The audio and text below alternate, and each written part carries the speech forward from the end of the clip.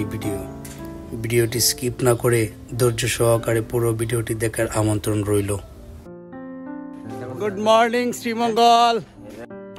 শ্রীমঙ্গল কিভাবে আসবেন, কোথায় থাকবেন, কত খরচ পড়বে, সবকিছুই থাকবে আজকের এই ভিডিওতে।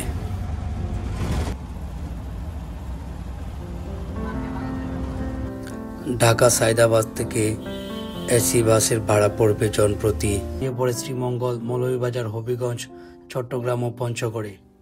চা গাছ হচ্ছে এক ধরনের চিরসবুজ ঝোপ জাতীয় গাছ, যার বৈজ্ঞানিক নাম ক্যামেলিয়া সাইনেন্সিস।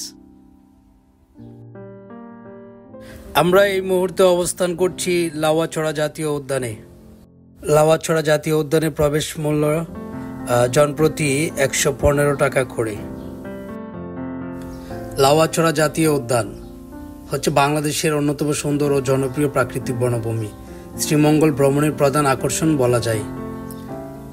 ঘোষিত জাতীয় উদ্যান 1996 সালে। মোট এলাকা প্রায় 1250 হেক্টর, প্রায় 3000 একর।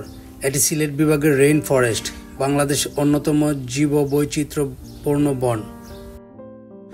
বন জুড়ে আছে বিশাল গাছপালা, বনফল, লতাপাতা আর পাহাড়ি ডাল। বর্ষাকালে চারদিকে সবুজে ভরে যায়, আর সকালের কুয়াশায় বনটা লাগে যেন জাদুকরী স্বপ্ন। লাউয়াছড়া বনে প্রায় 167 প্রজাতির বন্যপ্রাণী পাওয়া যায়।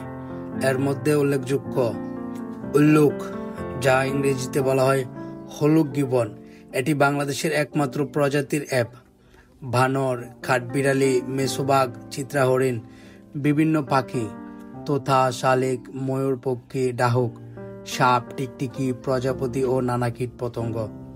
এখানে 3টি ট্রেল বা হাঁটা পথ আছে, ছোট, মাঝারি ও বড়, 1 কিলোমিটার থেকে 3 কিলোমিটার ও 5 কিলোমিটার।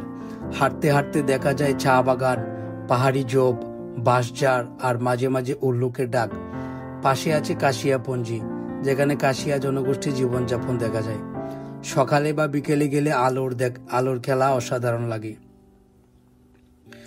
গাইড নিতে ভাড়া, গাইড ফি 200 থেকে 500 টাকা। তারা বন, গাছ, প্রাণী সম্পর্কে ধারণভাবে বোঝায়।